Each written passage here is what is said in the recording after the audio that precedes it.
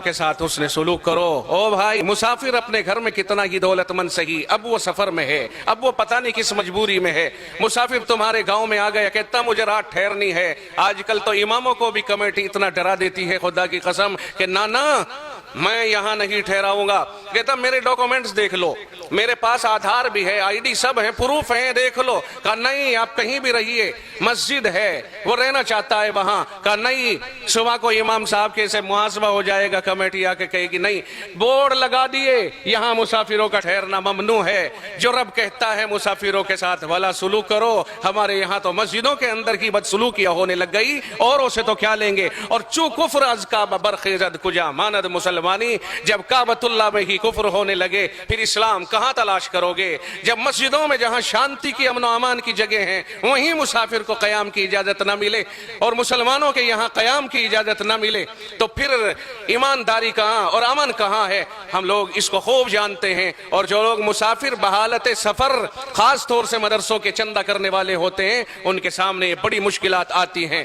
اور میں ان اماموں سے بھی کہوں گا کہ جو لوگ امامت کرنے والے ہیں وہ امام کہیں باہر سے یا آسمانوں سے ٹپک کر نہیں آئے یا رحم مادر سے وہ امام بن کر کے نہیں آئے، وہ مدرسوں کے پڑے ہوئے ہیں۔ اگر وہ ان کا خیال نہیں کریں گے اور کمیٹی کو صحیح بات نہیں سمجھائیں گے، کون سمجھائے گا؟ ائمہ کرام تم ترجمان ہو مدرسوں کے، تم نے مدرسوں میں کھایا ہے، تم مدرسوں میں رہ کے پلے ہو، تم نے مدرسوں سے فائدہ اٹھایا ہے۔ اگر تم مدرسوں کے ترجمان نہیں ہوگے تو کون ترجمان ہوگا؟ مدرسے والے جا کے کہہ دے مجبور ہو کر کے صاحب میرا ذرا تائید کر دینا، بڑے مدرسے سے آیا ہوں۔ نا امام اجازت نہیں، کمیٹی کی طرف سے اجازت نہیں۔ او میرے بھائی کیا کر رہے ہو؟ اگر امام کہتا اجازت نہیں تو اس کا مطلب یہ ہوا کہ تو یہ ثابت کر کہاں سے پڑھ کے آیا ہے، تیرے پاس علم کہاں سے آیا ہے، مصلی تیرے پاس کہاں سے آیا ہے، تو امام کیسے بن گیا؟ میں کہتا ہوں 11 مہینے مقتدیوں کا ذہن بنانے کی امام کو کوشش کرنی چاہیے اور وہ یہ طے کرے اور کہیں اور لوگوں کو اتنا آنے والے مسافرین کا اتنا شوقین بنا دے کہ انتظار کریں اور یہ کہیں مسافر آج کہاں ہیں، کہاں ہیں سفیر، کہاں ہیں مدرسوں والے؟ لیکن ہم نے خود کاٹ دی رسی، ہم نے خود اس طرح کا برتاؤ کر دیا۔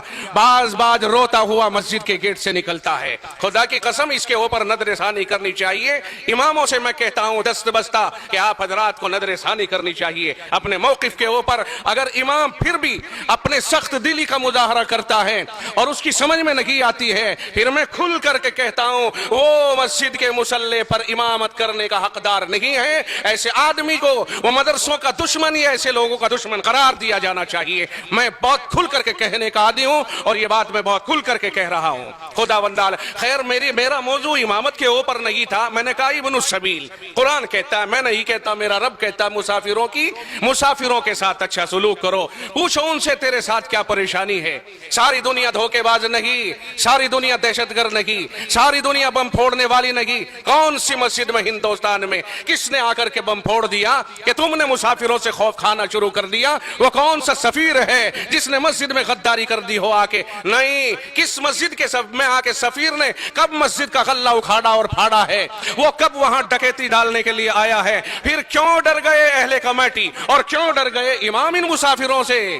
ہم کہتے ہیں ان کی مدد کرو، انہیں روکو، انہیں ٹھکانہ دو، انہیں روک انتظام کرو، انتظام ان کے لیے مناسب انتظام ہونا چاہیے۔ ہر مسجد میں مستقل ایک مختص کمرہ ہونا چاہیے کہ آنے والے سفرا کے لیے ٹھہرنے کا ہے۔ قوم اگر آپ نہیں ٹھہراؤ گے قوم مسلم تو انہیں کون ٹھہرائے گا؟ یہ اپنے گھروں سے بیگانے ہوتے ہیں اور قوم کے بچوں ہی کے لیے ہوتے ہیں، دین اسلام کے فروغ دینے کے لیے اپنے کندھے پہ یہ پار لے کے چلتے ہیں اور اپنے آپ کو اس کے لیے یہ گویا وقف کر دیتے ہیں۔ آپ اپنے گھروں میں رہتے ہو، یہ درد بدر ہو کر در کی ٹھوکریں کھاتے ہیں، کس لیے؟ تھوڑا سا چندہ ہو جائے اور جا کر کے مدرسے میں جمع کر دیں، بچے پڑھیں گے، خرچہ اٹھے گا، مدرسے چلیں گے، تعمیر ہوگی۔ اگر آپ انہیں مشکوک سمجھو گے پھر بتاؤ مجھے ان کی امداد کون کرے گا اور ان مدرسے والوں کو پناہ کون دے گا؟ اور سن لو، اگر رب ذوالجلال کو اس ادا کے اوپر ناراضگی ہو گئی پھر بتاؤ ہمارا تعاون کون کرے اور ہمارا پیچھا کون چھڑائے گا؟ اگر رب نے ایک بار بھی اپنا فیصلہ کر دیا، یاد رکھیے نہ کوئی کمیٹی، نہ کوئی امام، نہ کوئی معاون، نہ کوئی مخالف، پھر مسئلہ کچھ اور ہی ہو جائے گا۔ اللہ حفاظت فرمائے۔ خیر ابن السبیل مسافر کی مدد کرے۔